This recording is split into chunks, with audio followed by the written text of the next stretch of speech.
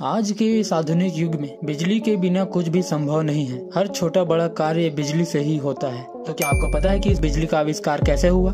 चलिए मैं बताता हूँ। बहुत से वैज्ञानिकों का योगदान रहा है बिजली बनाने में। सन 1800 में अलेक्जेंडर वोल्टा ने एक ऐसी खोज की जिसमें केमिकल से भी बिजली बनाना संभव हो सकता था, और इसी से उन्होंने एक इलेक्ट्रिक सेल बना डाला जो कि डीसी करंट था। डीसी करंट के बाद सन 1831 में माइकल फैराडे ने बहुत ही बड़ा आविष्कार कर दिखाया। उन्होंने अपने थ्योरी में बताया कि यदि तांबे के तार से बनी कुंडली में चुंबक को आगे पीछे घुमाया जाए तो बिजली पैदा की जा सकती है। इसी के चलते सन 1878 में ब्रिटिश के वैज्ञानिक जोसेफ स्वान और अमेरिका के वैज्ञानिक थॉमस एडिसन ने फिलामेंट लाइट बल्ब का आविष्कार अपने अपने देशों में किया। आपको मैं बता दूं कि बल्ब के आविष्कार में जितना हक थॉमस एडिसन का है उतना ही जोसेफ स्वान का भी है, लेकिन बल्ब का आविष्कारक थॉमस एडिसन को ही माना जाता है। इस समय वोल्टा की बैटरी ही बिजली उत्पादन में उपयोग में लाया जा रहा था। ये डीसी करंट थी जिसमें बहुत ज्यादा खतरा होता था। इसमें बड़ी कमी थी कि डीसी करंट को 2 से 3 किलोमीटर से दूर सप्लाई नहीं किया जा सकता था।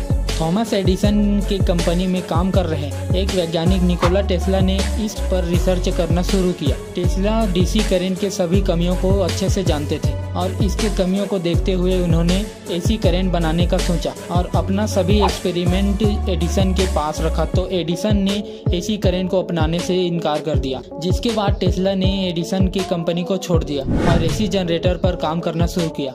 अंत में निकोला टेस्ला ने आखिरकार एसी करंट का आविष्कार कर दिया, जिसे काफी दूर तक सप्लाई किया जा सकता था।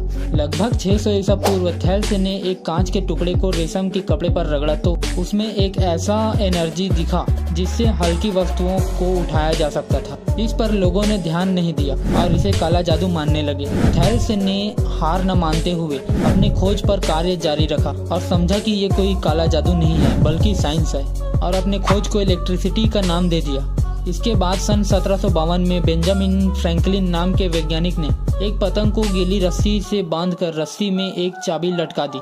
यह उन्होंने बारिश के दौरान किया। पतंग के आसमान में जाते ही बिजली कड़की और पतंग के रस्सी से होते हुए फ्रैंकलिन को भी महसूस हुई, जिससे उन्होंने साबित कर दिया कि आसमान से गिरी बिजली और इलेक्ट्रिसिटी दोनों एक ही है। इन सभी घटनाओं के चलते बिजली का आविष्कार हुआ था। इससे पहले क्या आपको यह फैक्ट पता था? अगर नहीं तो वीडियो को एक लाइक और चैनल को सब्सक्राइब करके बेल आइकन ऑन कर लें। मिलते हैं ऐसी ही नए वीडियो के साथ। जय हिंद।